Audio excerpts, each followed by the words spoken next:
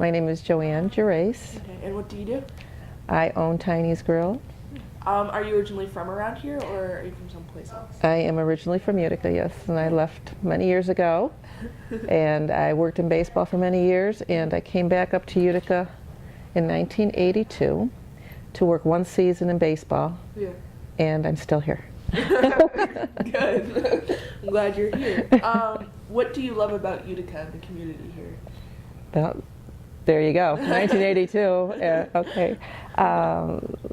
What brought me back here is that I was working in baseball, professional baseball, and I've always wanted to work in baseball in my life, and I've always wanted to own a restaurant. So when the opportunity came to advance in my baseball career, it was happened to be in Utica, New York, which is my hometown, and when I got up here I was very successful.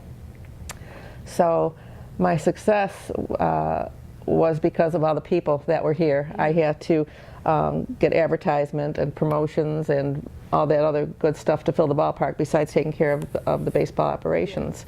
So while I was doing that, I got the opportunity to meet just about everyone and everybody that had anything, you know, in Utica. So with all that background over the years, because I worked in baseball right through the 1990 season, and meeting several people, working with lots of businesses, corporates, groups, organizations, you name it, okay, I did that.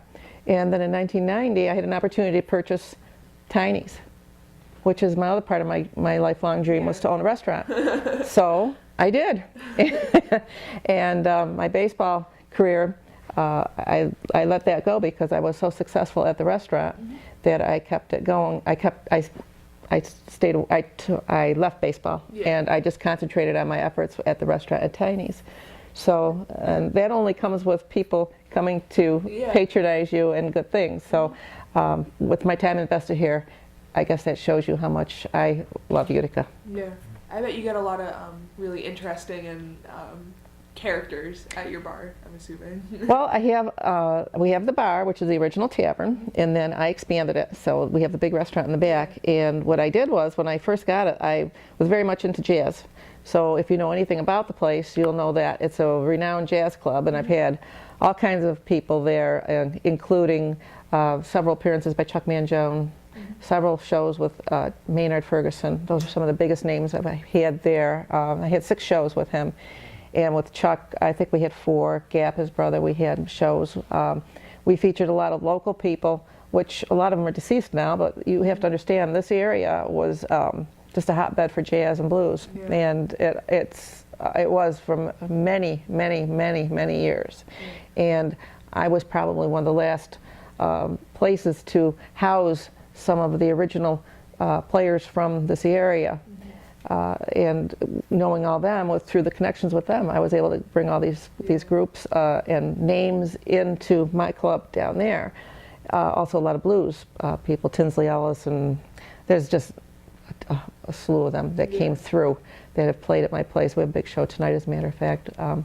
So that's cast of characters. There have been many, okay, and I have been there for 21 years this month, so we don't have enough time on your show to go through it, but it's been very interesting. What are your hopes for Utica in the future? What are you hoping will happen with the community?